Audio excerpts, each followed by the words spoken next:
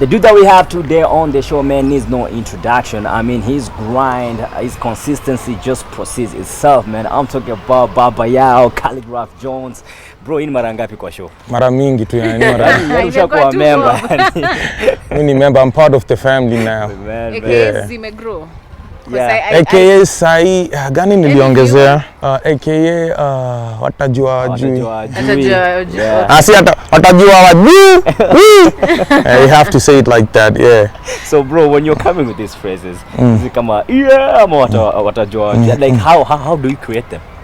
They just come, man. It's part of the process, yani creative. Yeah. So when you're in a studio, you're doing your thing, they just come naturally, yani zinatokeanga tu.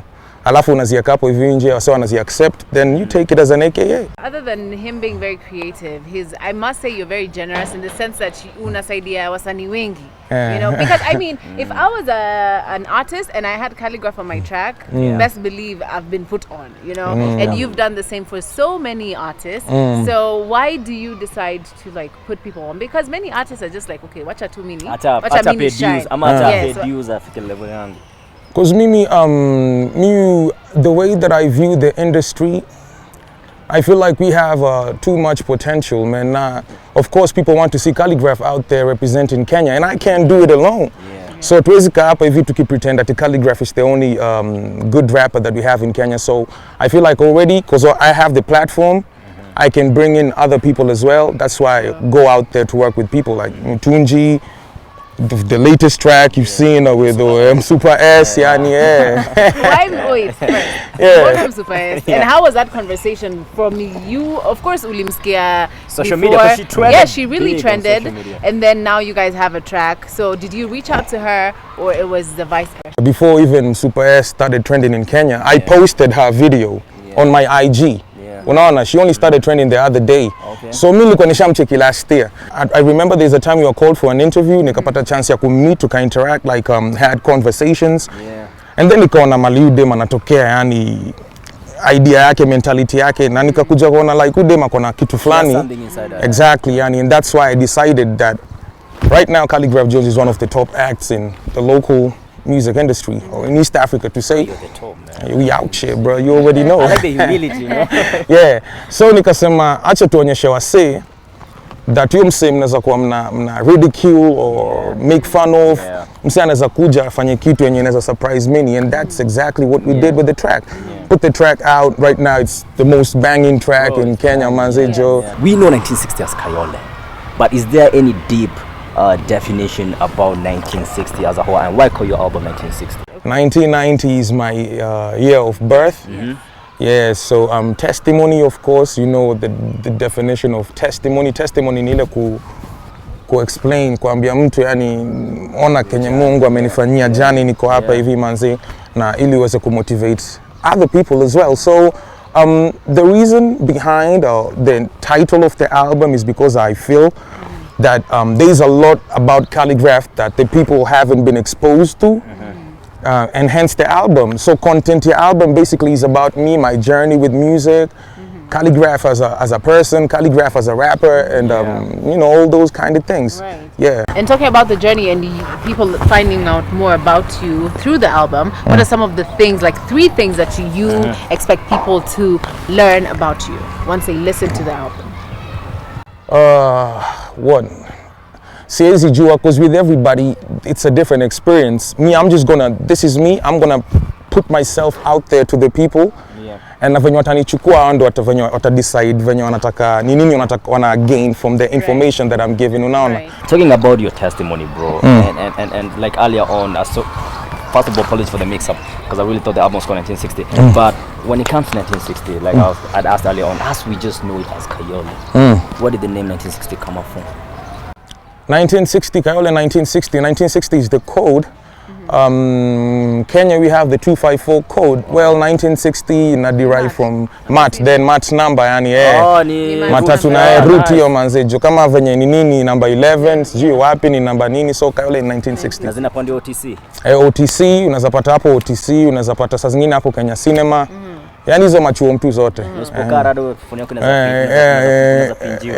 Naweza sina tutakupinji hizo tenje manzi.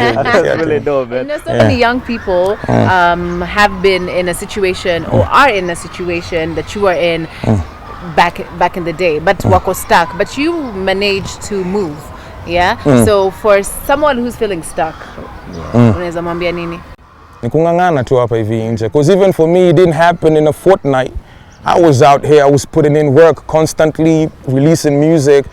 Because like I told you, in 2009, that's when I won the Channel O MC Africa competitions, and they only came to know about Khaligraph the other day. Yeah. So yani ni ile kukua consistent, yani ni journey, lakini lazima usukume ungangane, because nothing comes easy. Na ikikuja virahisi, then hivyo ndo venye yupotea, but ukiweka hiyo hustle yako hapo, struggle yani, then uta excel. I like that because a lot of artists that I always feel like the biggest challenge is once ukiwa bored, na give up. Yeah. How did you pick up and dust yourself from And it's that? just human nature, you know. Yeah, but that's where I remember I told you when we were doing that interview, I said my reason for doing music is not because I want to blow up or become famous. I'm doing music because I'm passionate about it. Yeah. Unaona? So even after that experience, of course, nilifeel vibaya.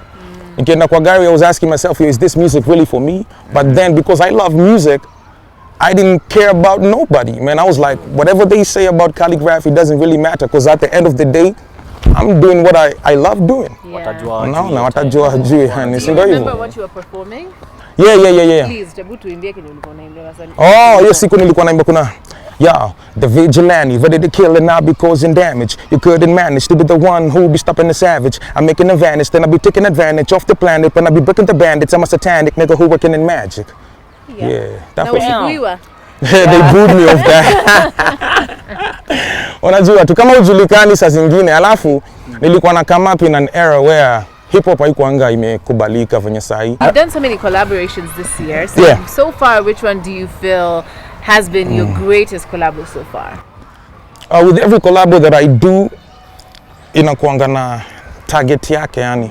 So when I was working with Timmy, hiyo ilikuanga na nini yake, ilikuwa na agenda yake of which ili serve yani purpose yake. Exactly. Enda Tanzania sasa ulize msanii mgani wa Kenya anajua, atakwambia Khaligraph Jones. So nilibonga na ulipola kasema ni yeye. So niko nataka kuuliza hii swali. Inalingana pia yani na mali nani unauliza, but kuna collab ina come through. Na pose. Kulikuwa na rumors. Tunaangalia, we are looking into that because I really like that guy. I like what he does yani. Ayuni bamba yani your boys yani. But like I said, with every collab ilikuwa na purpose yake yenye imeserve. I say my favorite is Kasayole. The good thing is we've seen the progress like between all of us. And you know that's the very first time to now. Have you ever seen some people on Instagram? At first you didn't really understand what they were doing, but then they kept posting na unashanga mtu ni nimba naye. And then 2 years later it's like they're so big, but it's because of that consistency, you know? So if there's a thing that you can learn from Papa Jones, he's come a long way to where he is now. So on the question of the day, Kali, tulikuwa tunauliza my youngins, yeah? You're not really a youngin, but I feel like you can understand, yeah?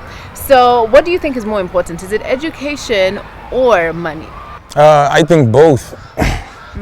Because money, you can have all the money in the world, but if you don't have that education, or you're equipped with knowledge as well.